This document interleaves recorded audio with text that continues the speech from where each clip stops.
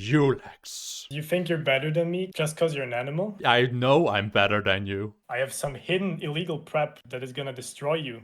Oh no. It's D4. illegal prep. That's a powerful move. And now look at this. No! Have you ever seen this? Not the London. My only weakness. Has this ever happened to you? You know I can't hear you through the screen, right? This is a recording. Why are you talking to me? Well, luckily for you, I've compiled some useful, fun, and good ideas to use against the London system. I'm not gonna give you the move by move. This is not an open in repertoire video. I just want to show some cool ideas that you can use with the black side. Alright, let's go. The first one is an attack on the queen side. This is actually one of the reasons why I like playing against the London. It's because black has a very easy setup that gives them very risk-free play, and the ideas are very simple to understand. You can either get this via the d5 or the knight f6 move order. Essentially what you do is you play c5, putting both pawns in the middle like this. This move comes back in a lot of different lines because it's very often the most ambitious way that black can play against the London. So play continues in a very standard manner. White sets up in this sort of triangle formation, as most people do who play this opening. And here we have an important move, queen b6. Now queen b6 does a lot of things. On move 2, the bishop has left and is now locked outside this pawn chain, meaning that b2 is a weak spot. Now very often white will play queen b3. This queen tension is really good for the black pieces. Sometimes white will defend with a move like queen c2. Here there are two setups that you can play. First of all is the more solid and honestly slightly better pawn to g6. And it has two main ideas. First of all, we can always go after this bishop, and it frees up the f5 square for our bishop to go to. So let's say we continue with normal development. Here we can play moves like knight h5, going after the bishop pair. If it steps forward, we can play f6, kicking the bishop out. This looks a bit stupid, but essentially white is helping us quite a bit with some of these moves. If you want to be accurate, it's sometimes worth first taking here. And we essentially wait with this capture until white has committed to castling. If a situation like this were to happen, we can take the bishop. And here we just have a very slight moderate advantage. Another way you can play against this queen c2 move is with the move bishop f5.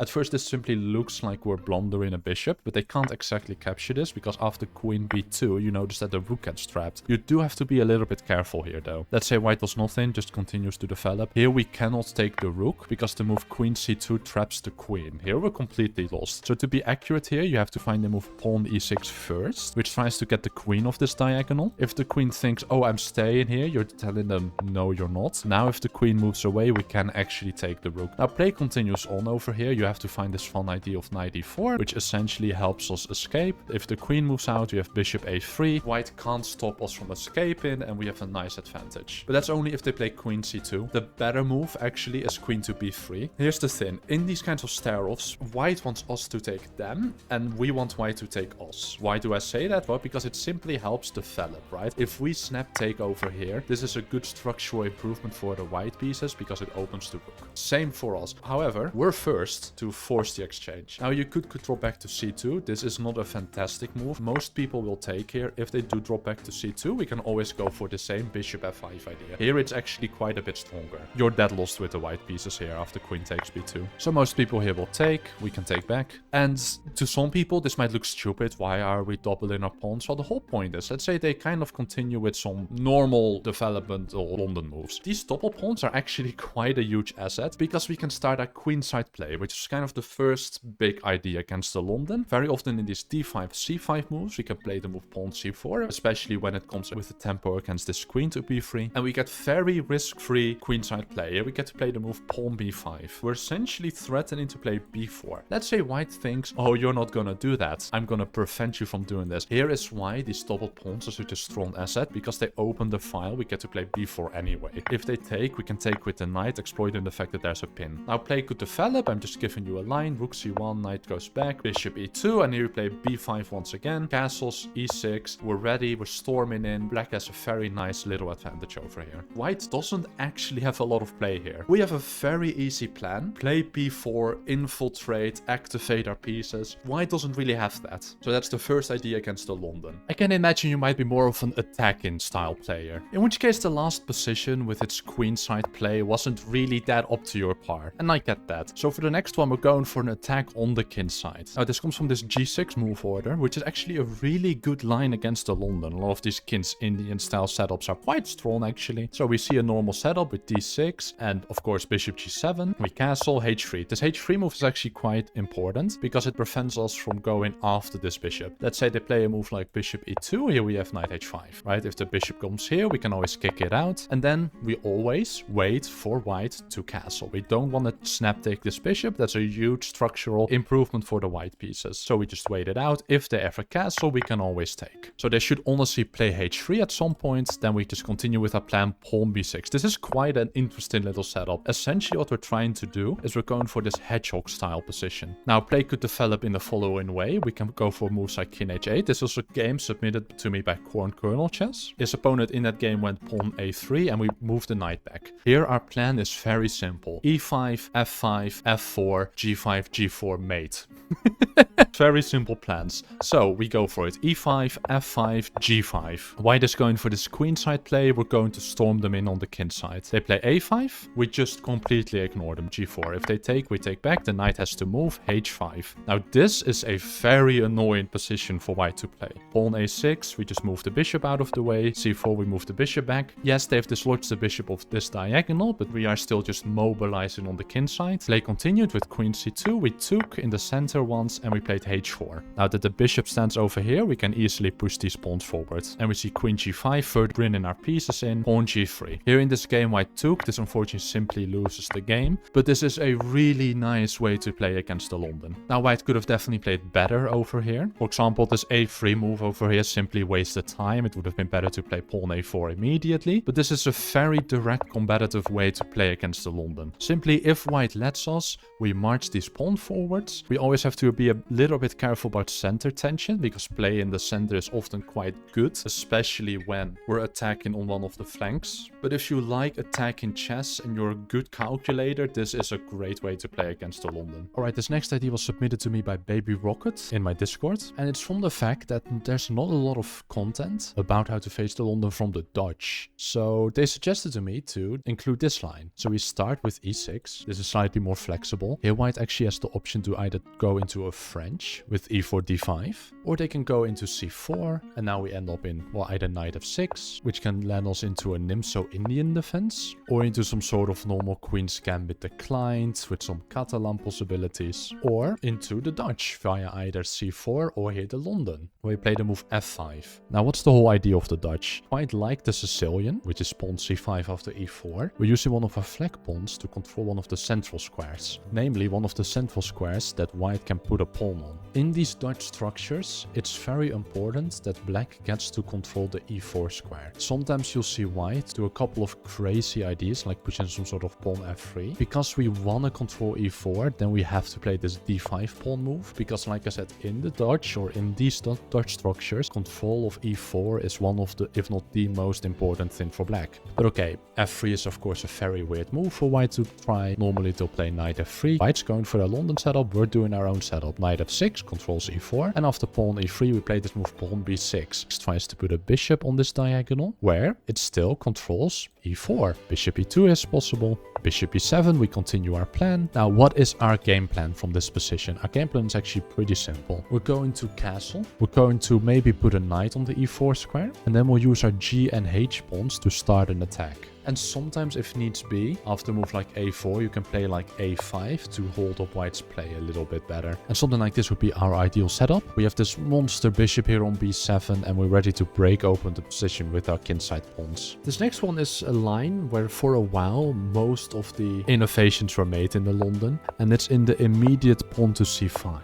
There are some similar ideas to the d5 c5 setup, but there are a couple things you need to know. First of all, if white plays the move pawn to d5, e5, you need to be comfortable with setting up in a Benoni-esque structure. The Benoni is this position where you're kind of cramped for space, but you try to undermine white's queenside with a6 b5, and you usually put a bishop on the long diagonal as well. It's a really fascinating opening. You can also still play it with b5 in almost this Bengo-esque setup with a6. So that's one thing white could do, d5, and that's something you gotta be prepared for. But most people will play the move pawn e3 because they have their little London setup and they can't go away from it. And here you have to move queen to b6. Previously, when we discussed this position, after d5, c5, white had enough time to play c3, meaning they could actually meet this with the move queen to b3. But here they don't have that luxury. It's actually kind of difficult to defend against this. If they go b3, they're just kind of weakening the dark squares around the queen side. And this is a move that they're playing that's not developing anything. So the best way to punish it is usually just standard development. We put a bishop here, we get castled, knight c6, and we just try and chop away at the center. So white actually has trouble defending this pawn. The only thing they can really do is play knight to c3, which, by the way, usually when the queen goes out early, usually the best way to meet this is by telling them go ahead and take me. Black essentially should accept the challenge. There are other moves here like pawn a6 that you can see have been played over here, and on the master database you can see pawn d6 is slightly more popular. So here the best move is knight to b5, creating a threat on c7. You have to prevent against this threat. Knight a6 is unfortunately a little bit passive. And here you can see the evil bar shooting up. The queen actually gets trapped after the move pawn to a3, taking away its escape squares. The better way to meet this is by the move knight to d5, which both covers the c7 square and it can create some threat against this bishop. Now here white can force a draw, which is one of the downsides of playing this system with the move rook b1. Here you are of course forced to take on a2 since the knight covers the a3 square. And here white has the option to repeat perpetually. That being said, they don't have to do that. Let's say they drop their bishop back over here. Here we get to play the move knight c6. Now white c6 is actually really useful. You wouldn't get so immediately, but essentially this knight is destined to go to the b4 square, where it will help our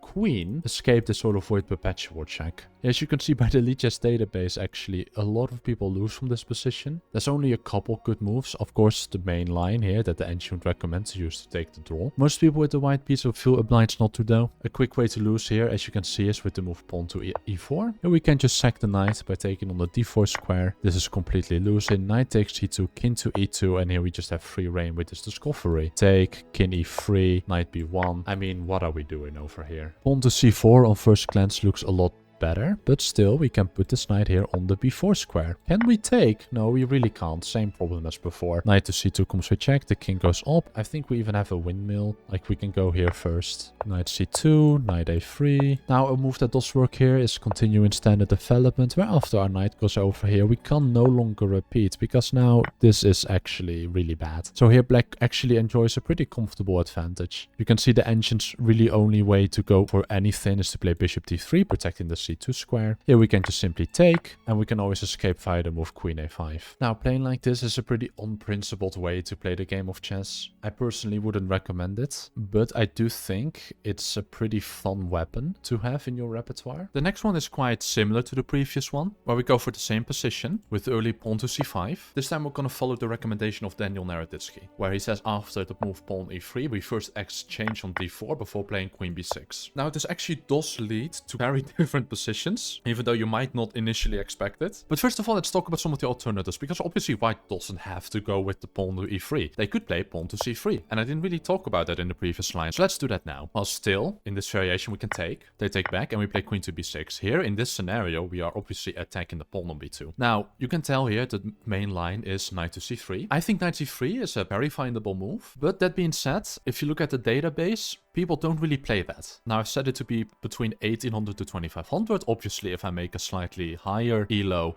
you see different moves, but see, people don't really play knight to c3. Mainly I want to focus on the types of moves that you will see. First of all, queen c2 is a very funny try. It looks like you're handing this pawn, but it's unfortunately blunders mate. It also blunders the bishop.